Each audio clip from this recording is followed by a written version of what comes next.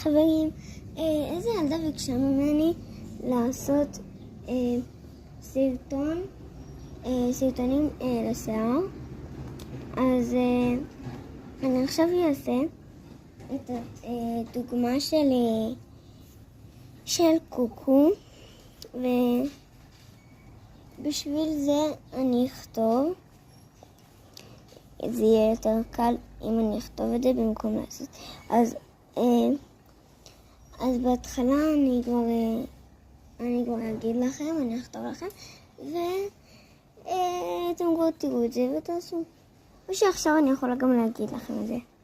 בהתחלה אני לוקחת מסרק וגומיה, אני מרטיבה את השיער, אחרי זה אני מסרקת אותו חזק חזק, שלא יהיה קשרים, ואחרי זה אני עוד מסרקת, כאילו הרבה זמן מסרקת.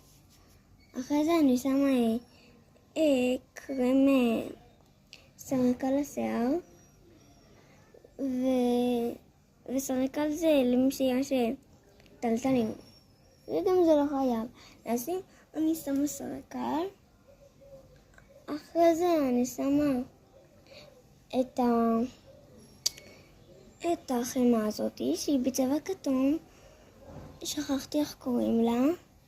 אחרי זה אני עוד קצת מסרקת, אחרי זה אני מביאה מסרק לשוונצים בקוקו.